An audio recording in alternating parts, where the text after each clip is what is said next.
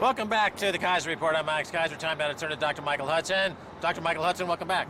Good to be here, Max. All right, so you're the author of many books, including Killing the Host, which is my favorite, talking about banks, parasitical banks, etc. But welcome to Trumplandia. Well, it's better to be here than the alternative. What the alternative being Hillary hell? That's what it would look like. What's the top contrast between Trump and Hillary, do you think? Well, for a lot of people, it was that Hillary wanted to be very confrontational to Russia. You saw what she did in Libya. She destroyed one of the most prosperous societies in Africa, turned the arms over to al-Nusra, moved into Iraq, moved into Syria, and announced 3 times in the last 2 weeks that she was willing to shoot down Russian planes in order to have a no-fly zone there. So basically, what she was threatening was brinkmanship, and voters saw that, and they didn't think it was worth it. They wanted to throw out the neocons. So it was not only a vote against Obama and Wall Street, it was a vote against the neocons that Obama and Hillary had brought into office. Right now, interesting that she had all the assets to work with, the celebrities. She had all the Michelle Obama, Barack Obama, Wall Street money, unlimited money, $1 billion worth of money. She had it all, and yet she lost. Trump was really... That's why she lost. Talk about it. Well, people saw who's backing Hillary, and they saw Wall Street's backing Hillary, and they're not backing Trump. The corporations are backing Hillary. The neocons are backing Hillary. The Russia bashers and the people who want to go to war in the Near East are backing Hillary. Those are the people we don't want. There has to be an alternative. So the election was basically about the lesser of 2 evils. And Hillary's position was, I'm not Donald Trump. But Donald's position was, I'm not Hillary, and that won the election for him. Wow. Now, states like Michigan and the Rust Belt, the Blue Wall, up there in the north and the Rust Belt, they went for Trump. They're hoping to get some jobs back out of all this, based on what he's been talking about. Do they have reason for hope? I think so. Certainly, according to what he said, we don't know what policies he's going to do, and we don't even know who his cabinet's going to be. I guess the only hope for jobs that they have at the top of the list is infrastructure. And there are 2 ways of doing infrastructure. If it would have been Hillary, who also spoke about infrastructure, she'd do it privatization style. She'd do it, give it to Wall Street, give a cost plus, and if you give a cost plus contract to infrastructure companies, they're going to maximize the cost. But if what we've seen in the defense business for years, know, the famous $800 hammer.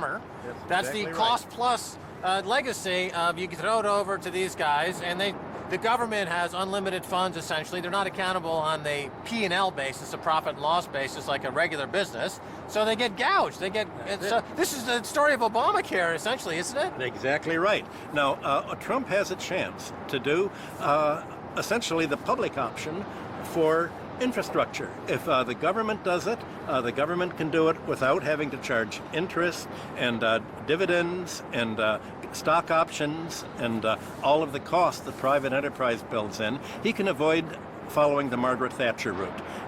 And already... Of privatization. Privatization. Okay, using borrowed money from private banks and getting charged through the nose. That's right. You can simply have the government fund these things at no cost money, and the public option, as you call it. But wait a minute.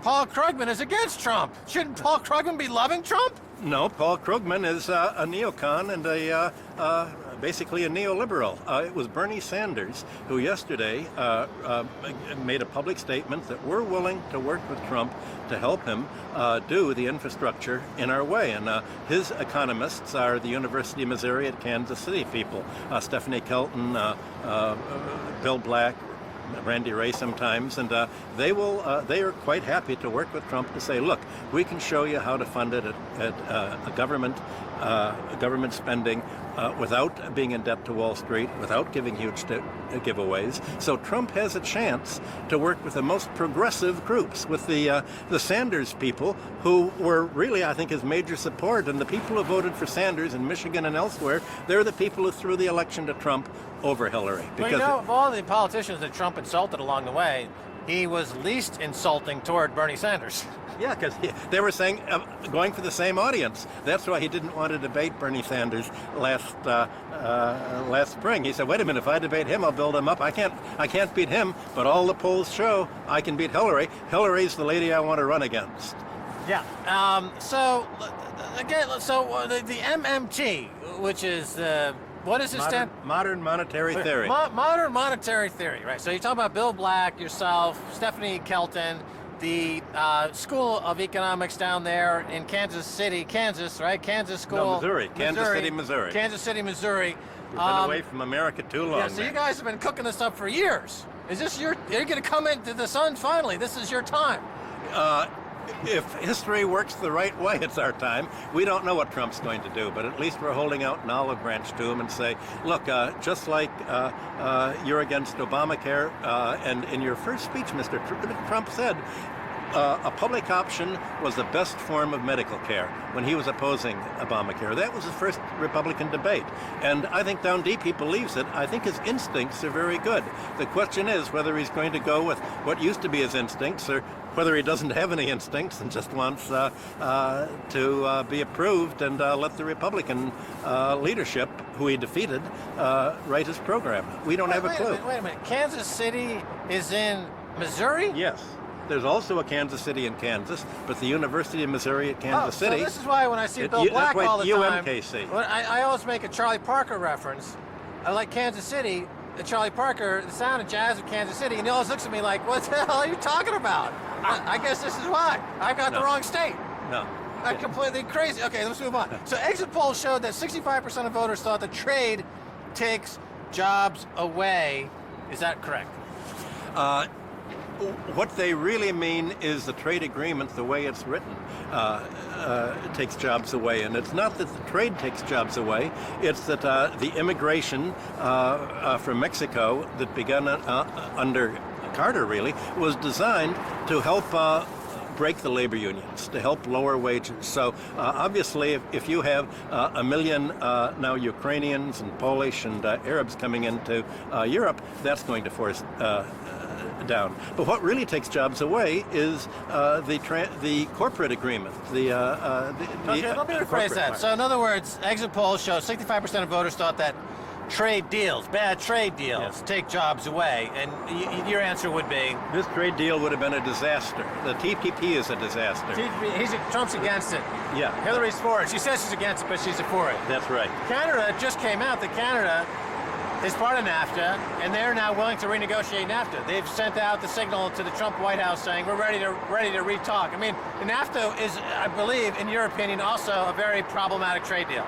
Well, it certainly was always bad for Canada. All the deals that America's made with Canada have been bad for Canada, starting with the auto parts deal way back in the 60s. So yes, these were bad deals, and the worst thing is that NAFTA destroyed Mexican agriculture, that it flooded Mexico with low-price American farm exports, and that really undercut Mexico's ability to feed itself. And now the Mexicans found out that free trade in agriculture prevents countries from feeding themselves and opens the floodgates to subsidized American exports. And under these so-called free trade deals, they really mean America gets to subsidize its industry by grandfathering in all the subsidies and the protectionism and the quotas we have, but other countries can't protect theirs. It's a double standard. Doesn't America do to Mexico what China does to America? It's different. Not really, because the imports from Mexico are really from the maquiladoras, the little sweatshops that are all put right along the Mexican border, not for the Mexican economy as a whole. And these are sweatshops really run by American firms. That's not the same as what China's doing at all. But is it slightly hypocritical? Because, in other words, America's now Trump's going to go after China, and he's going to castigate them, call them a currency manipulator. They don't like what's happening with China. China's undercutting the U.S. market. They've got the currency peg. And so how is that going to go, do you think? It's not going to go anywhere. There's no way that China can be considered a manipulator by the International Monetary Fund or by any international organization. Producing efficiently at a low cost is not manipulating your currency. In fact, China's been opening up its capital controls and letting capital flow out of China into other countries. So there's no way that China... They peg the currency. No, they peg it. It's been going. They're gradually letting the capital flow out of China, and that's why the currency is going down. They're unpegging it. Yeah, but over the last 20 years now, they've been trying to artificially keep it high. Well, how have they done this? They've done this by recycling the dollars that go into China into American Treasury bills, and now they're saying, wait a minute, we don't want to peg the currency this way. If pegging the currency means that we buy U.S. Treasury bills to finance the deficit that's spent on military spending, and then the military spending is encircling us, we don't want this anymore. We don't want to have to do this.